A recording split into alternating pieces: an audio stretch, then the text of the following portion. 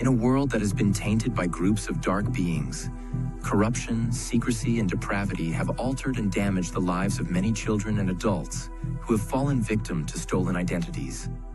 For many years, children have been abducted and sometimes swapped out at a young age. In different instances, they are placed into foster care, witness protection programs, sold to dark handlers, sex trafficked, or sacrificed. Sadly, this is far more common than we have been led to believe. People of influence and children with parents who are prominent public figures have been especially targeted because of their wealth and power to influence others. Many are taken, then given new identities. Identity theft is frequently used by the Cabale, replacing important or wealthy people with clones or fake body doubles. They do this for many reasons. The first being that the body doubles are easy to control, like puppets on a string. The second is to steal the original individual's wealth and fortune, rendering them impoverished and helpless. The Cabale also enjoy messing with and traumatizing their victims, leaving them nameless, poor, completely alone and on the verge of insanity. These dark ones feed off the pain and suffering of others. So many children of stolen identities do not get to grow up. However, some of the lucky ones who survived are now adults and are bravely stepping forward and speaking their truths for the world to hear. And it is our job to listen. John Fitzgerald Kennedy Jr. is one of these extraordinary brave individuals with an extreme case of stolen identity. This is his story.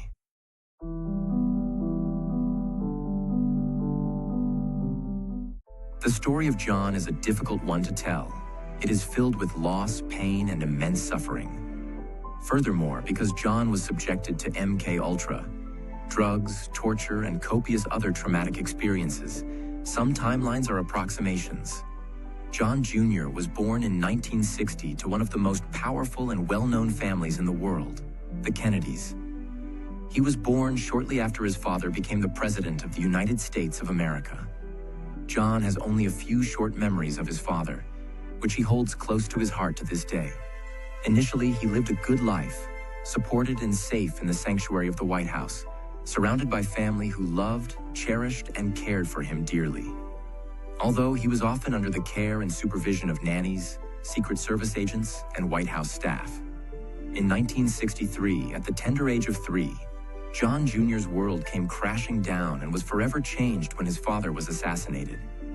It was a headline that both shocked and broke the hearts of many people around the world, but most of all, John and his family.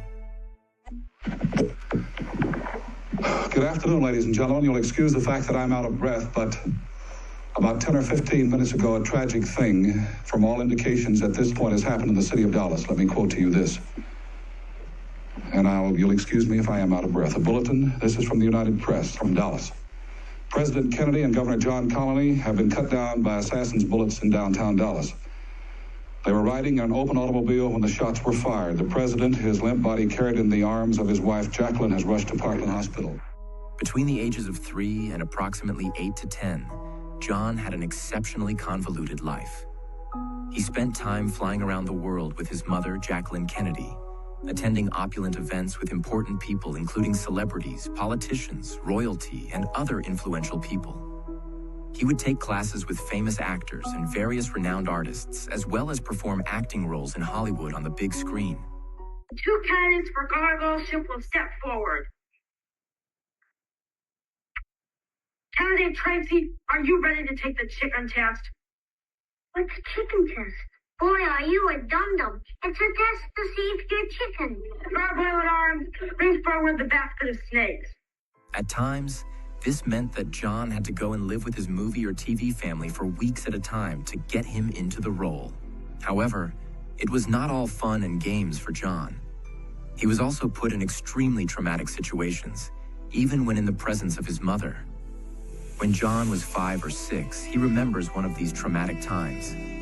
He was traveling on a plane to New York with Jackie's double security and Secret Service agents. During the flight, John witnessed his mother being brutally violated by one of the men, while the others stood by and watched.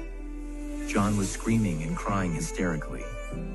The men told John that if he would not shut up, they would kill his mother. John was later beaten for getting upset. When John was 5 years old, he recalls being dropped off at an old two-storied home that had been converted into a small school. He was instructed to sleep the night in the bedroom upstairs. That evening, a man visited him during the night and sexually violated him. When John was picked up the following day, he explained how his backside hurt to the couple who were commissioned to escort him to his next location. The man appeared completely unfazed, as he casually stated, "Forget it, kid. That's the way it goes." John had an unstable upbringing in every way possible. He was continuously instructed with no notice to pack his bag and travel to a destination unknown.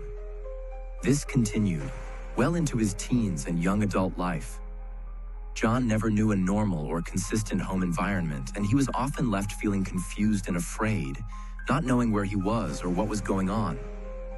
When John was young, he recalled overhearing a conversation between adults who were discussing their ownership over him. He was shocked. During this meeting, John was sold to a man named Wayne. Wayne was to be his handler and, in some respects, his teacher. Later on, Wayne paid for John to enter into the care of a new family called the Quigleys.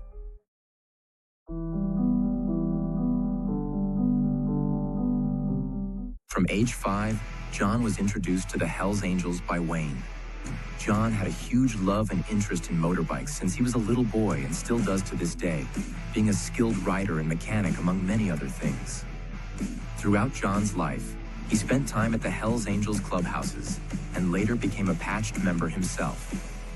John refers to the Hells Angels as his family and the members as his brothers. They were the family that he never really had, offering him a safe haven, comradeship, and a sense of belonging. The Hells Angels have played a big part in John's adult life, too. He recalls many moments where members stuck up for him and even saved his life from assassination attempts on more than one occasion. From age 6, John attended St. David's private school in New York, attending on and off. This continued for his entire childhood, only being consciously present for no more than a few weeks out of a year. Of course, being under the influence of MK Ultra from a young age means that he may have been there more often than he can recall. When John turned 8 years old, his mother Jacqueline married Aristotle Socrates Onassis on the Greek island of Scorpios. Aristotle was a Greek-Argentinian shipping typhoon. Onassis was one of the world's wealthiest and well-known public figures at the time, building the world's largest privately owned shipping fleet amidst his strong association with organized crime. One of John's fond memories of that time was going on archaeological digging expeditions. One instance was when John, Onassis, Wayne, Jackie, and a team visited the tomb of Alexander the Great's father, Philip II of Macedon. After the initial excitement, John recalls feeling very disappointed as he watched the digging team loot the site, taking ancient artifacts including precious metals, gemstones, and superior ancient technology devices. These ancient technologies could do incredible futuristic things, including seeing future events and outcomes within the current timeline. Of course, these items were kept secret within the mafia cabal, with only the scraps being made public.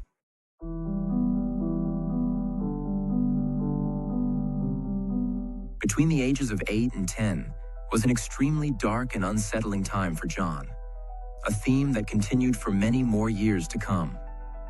At this time, John was introduced to the Quigley family as a part of the Witness Protection Program. John was given a new name and birth date. He was now to answer to David Keith Quigley, and his birth year was 1966 instead of 1960. During this time, John was unable to celebrate his birthday. He was also given a cocktail of puberty blocker hormones to keep him looking young and to marry up with his new birth date and identity. The Quigleys even bleached John's hair and made him write using his right hand, as he was naturally left-handed.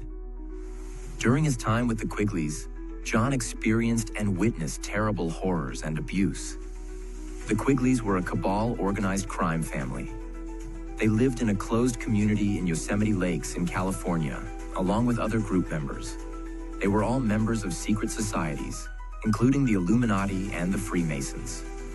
All of the families within the gated community were either public figures themselves, connected or related to important and influential people.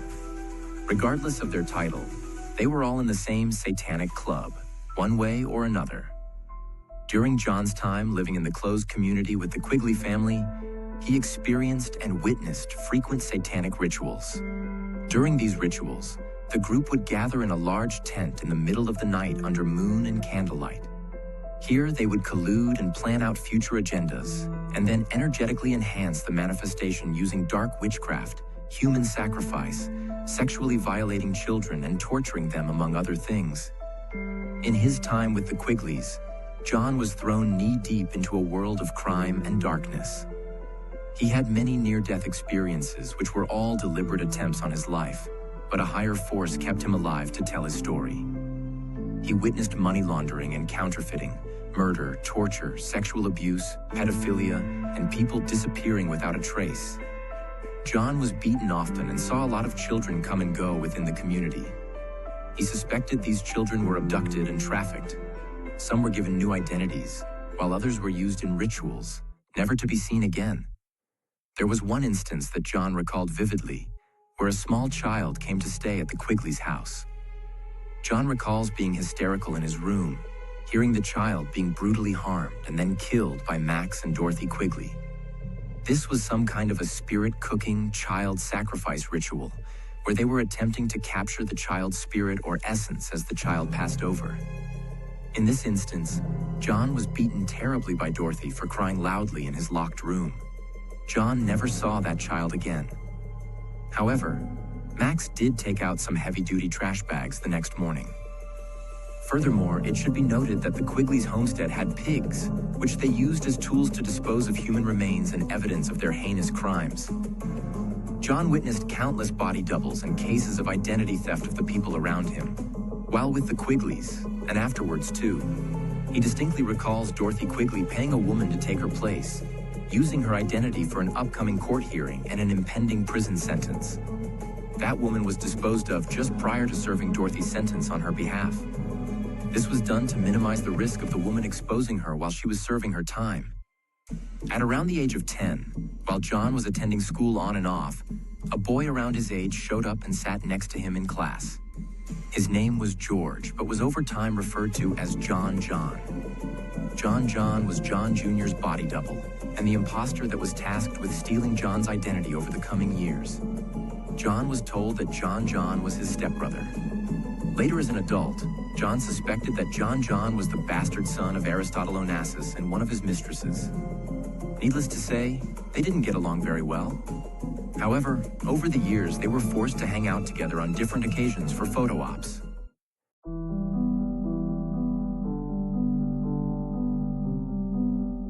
John was also a part of MK Ultra mind control experiments. In the early 70s, the CIA were implementing different forms of mind control. One of the now publicly released papers details Project Artichoke, which was a MK Ultra psyop and is still being used in different capacities to this day.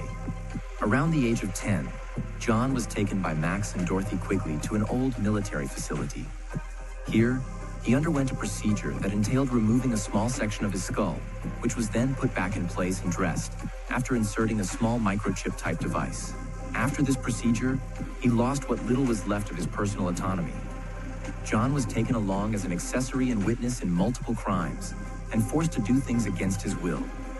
Just one of these horrific instances was when he was locked in a bathroom, with a lifeless body lying in the bathtub beside him. He was not allowed to leave the room until he cut up the body into small pieces to be disposed of.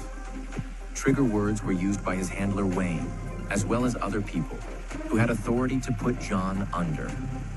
Under is the term John uses for when he was under the influence of MK Ultra. It is a foggy, dreamlike state, where the victim is put on autopilot, except someone else holds the steering wheel. Under MK Ultra, a person has very little self-control over their actions. However, some awareness and memories do remain, especially if that is part of the planned programming and narrative. John has many instances where he would remember certain events and experiences, but would be unsure of if or when they happened. At times, he recollects disappearing for weeks, but would only come to know this upon speaking to fellow school pupils, neighbors, and friends within his community. John was a witness and an accessory to countless crimes and murders while under MK Ultra mind control, and only has small snippets of memories that burn in his mind to this day. Between the age of 10 and 15, and again as an adult, John spent a lot of time in Atlantic City on the boardwalk with his handler and mentor, Wayne. In this time, he was being taught the ins and outs of the organized crime network. It was John's understanding that he was being positioned to one day take over the criminal underground that ran Atlantic City. However, that never came to pass.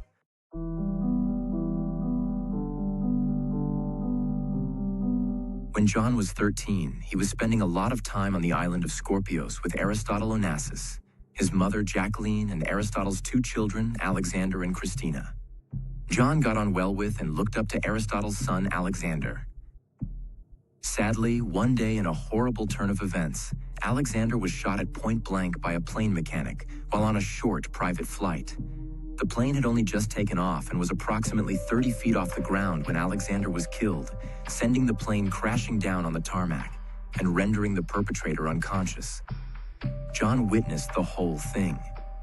He tried to help his stepbrother, but he was unsuccessful. After the plane came to a halt, John held Alexander in his arms, sobbing uncontrollably, while he awaited rescue services to retrieve them. Not long after Alexander's murder, John moved back in with the Quigleys for approximately 18 months. Meanwhile, Aristotle and Jackie made a big move to Bullhead City, Arizona, to start fresh and establish what was to be their new empire. In early 1975, John left the Quigleys to go with his mother and stepfather in Arizona. He was excited for his future for the first time in a long time. Things were finally looking up for John and his family. In March of 1975, when John was 15, his stepfather, Aristotle Onassis, was brutally murdered. He was gruesomely hacked to death with a camping axe in Arizona by a group of teenagers aged 8 to 18, who later went on to become superstars of Hollywood.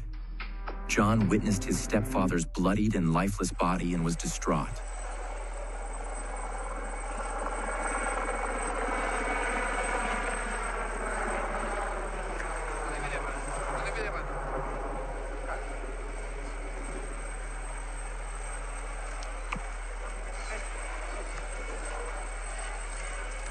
Later that year, John witnessed the deafening tones of his mother Jacqueline being shot 3 times in the office of their home in Bullhead City. John was beyond repair. He was completely heartbroken. His mother was all he had left. The federal agents who carried out Jackie's murder proceeded to openly discuss in front of a hysterical 15-year-old John how they were going to take his mother's stocks. They then threatened John at gunpoint to sign off on the murder of his mother. John did not sign the document, as a man with authority burst into the room just in the nick of time and took John away. With no family to go to, John was now heading back to live with the Quigleys. Meanwhile, Jacqueline Kennedy's body double assumed her lead role as Jackie, taking her identity, her wealth, and family heirlooms as if they were her own.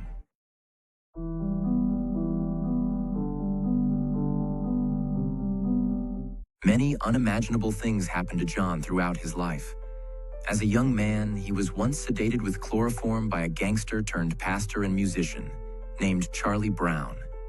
He was then given a vasectomy on the kitchen table at the Quigleys' home, with their blessing and assistance, of course.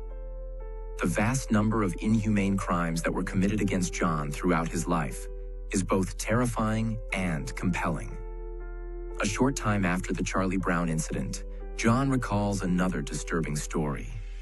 Lisa, who was John's wife for a short time and who he later discovered was a member of a satanic cult, had conceived a child. It was a boy they named David. John knew that this child was not his biological son, as he had already had an involuntary vasectomy thanks to Charlie Brown and the Quigleys. He was also aware that Lisa was seeing other men, but at this time, he was too messed up to care. When David was just a baby, Lisa went away for a short while and returned with a different baby altogether. By this point, John was getting very good at spotting when someone in his life had been swapped out and replaced.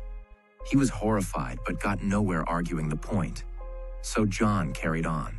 He loved and cared for David as his own. John did his best to provide for his son, But he was going through another difficult time.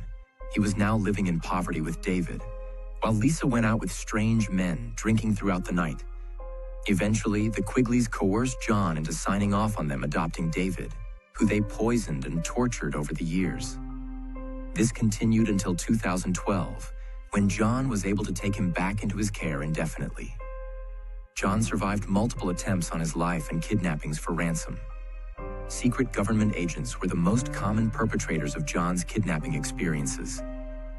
Secret Service agents and other authorized agency staff had access to John's whereabouts through a tracking chip, and were often tasked with driving and relocating John to different locations. On different occasions, John was beaten, drugged, starved, poisoned, and even kept in a dog cage. Of course, Jackie would always pay to have him released. Despite all this, John survived with a heart as pure as gold, and he only grew stronger each time. When John was 35, he went with Wayne to see Jackie's double and replacement. She was very ill, and told them that she was sure that the children had been poisoning her. By children, she was referring to John and his wife Carolyn Bassett, who John himself had heard on an audio recording plotting to kill him and Jackie, to take what remained of the family wealth. A short while later in May 1995, Jackie's double passed away in her bed. John visited again with Wayne. When he saw that her mouth was gaping open, John tied his bandana around fake Jackie's jaw and head, prying her mouth gently shut to conserve her dignity. This was when her current partner, Maurice Templesman, walked in the room and accused John of Jackie's death. Of course, John knew that it was John and his wife Carolyn who had poisoned her. John and Carolyn then sold at auction to the highest bidder all of the remaining family heirlooms and valuable belongings of which Jackie had in her possession, making them over $30 million. Throughout John's entire adult life, he always worked hard to stay on his feet, but was always kept impoverished. Meanwhile, his double and the man who stole his identity, George aka John, lived a life of deviance and opulence, devouring John's rightful inheritance. When John was age 38, he was invited to fly out to attend a wedding that John, Carolyn Bassett, and her sister Lauren Bassett were going to. He was very reluctant to go with them and board the plane, as he already knew that John and Carolyn planned to kill him, but he went anyway out of curiosity. By this stage, John was already in deep trouble with the Cabale. He had run out of money and was getting desperate. They all boarded the plane and were flying over the ocean when the plane's engine malfunctioned, sending them spiraling down towards the water below.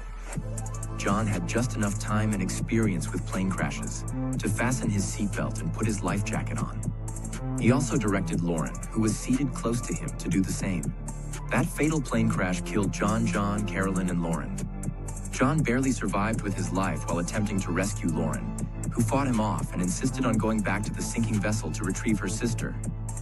Once again, John was saved by a higher force, as John has an important role to play yet. As an adult, John did his best to work hard and save money. He tried numerous times to get away from California and the Quigleys. He traveled around the country, hopping from place to place and from job to job, predominantly as a truck driver, a mechanic, and sometimes a construction worker. John never stayed in one place for long, as attempts on his life and his past continued to follow him wherever he went. During this time, John was betrayed by multiple girlfriends, who each revealed themselves to be dark setups. They were all colluding with the Quigleys and other unsavory characters within the Cabale, with the intention to steal what little money and possessions John had, and to continuously bring him down into a low frequency. In one of these instances, Stacy, who was John's girlfriend at the time, tried to shoot him while he was in bed asleep. Thankfully, he woke up and stopped her. After failing the first time, she then proceeded to try and run him down with her car. In another instance, John was with a different girlfriend named Renee. One day, Renee's sister visited them out of the blue. She was distraught, saying things like, "That's not my sister. What have you done with my sister?" It was then that John realized that the Renee he thought he knew was in fact a body double. John was completely taken back by this, as he had trusted this woman. He also could not believe the lengths that the Cabale went to mess with him and try to ruin his life again and again. Renee later was hired by the Quigleys, as if she wasn't already working for them in secret. The Quigleys attempted to kill John countless times throughout his life. They dropped him off at dangerous places, tried to get John's 3-year-old son David to shoot him. They beat him, poisoned him, drugged him, shot at him, drove him off the road. They rendered him infertile and coerced with other Cabal members to take hits out on him throughout his life. But John persevered against all odds. The Quigleys were there at every turn to foil John's best-made plans. They helped orchestrate John's greatest downfalls. Then they were there to help him when everything fell apart. However, they always had ulterior motives, which were to torment, drain, and break John down. The Quigleys played a key role in keeping him broke, destitute, confused, and alone. Of course, they were merely the puppets of much darker unseen forces.